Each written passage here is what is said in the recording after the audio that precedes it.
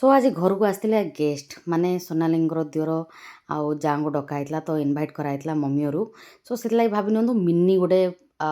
भोजी type रही। सो ये देखो प्रथम सोनाली बनैला आमर खीरी सेमिया खीरी पूरा कौन कहते कैरमल सेमिया खीरी बनई तार रेसिपी मुझे सेयार करनी जेहेतु गोटे वीडियो सेयार करनी तो सेयार कर पारनी। तो मु बनाऊँ भेज पुलाव तो कड़े नेली तेल तेल गरम हो सारापर गोटा मसला सब फ्राए सारापर देखो पियाज पियाज आउे अदा रसुण पेस्ट को भल भाजी सारापर ये देखो मुझे आड कली आमर मटर गाजर मशरूम ये सब को भल भाजी सारापर मुझे पनीर भी आड होता तो ये मुझे पानी आड करी गरम हो सारापर देखो चाउल जी क्वांटिटी माने 2:1 करदे चाउल जदि गोटे नौ तो 2टा पानी देवे तो से हिसाब से मुझे स्वाद अनुसार लुण आउ चिकेन सॉरी बिरयानी मसला और घी बास पकईकि कभर करके छाड़ भेज पुलाव होपटे एपटे मु प्रिपेयर करमर कौन कहले व्हाइट पनीर खुरमा बनाऊँ तो ये देखो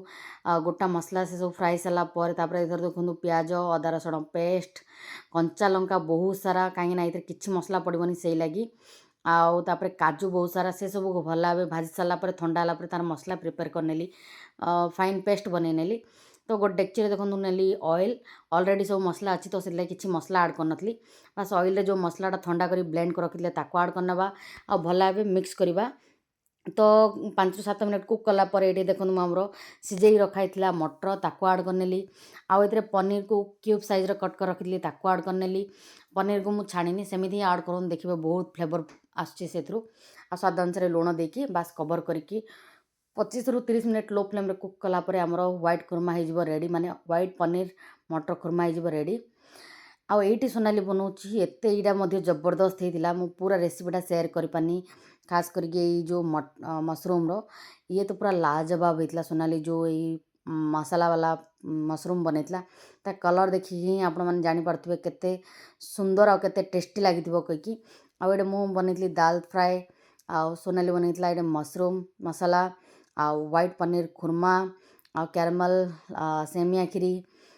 mix veg pulao salad papad I think एतिकी खाइबारे सो है ना मिनी भोजी कही ना आपण मानू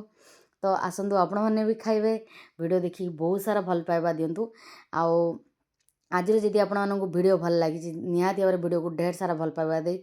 लाइक शेयर सब्सक्राइब फॉलो कर दिंतु एमती नुआ नुआ वीडियो देखापी चलतु मु रही विदाय नौची बाय ऑल टेक केयर जय जगन्नाथ धन्यवाद।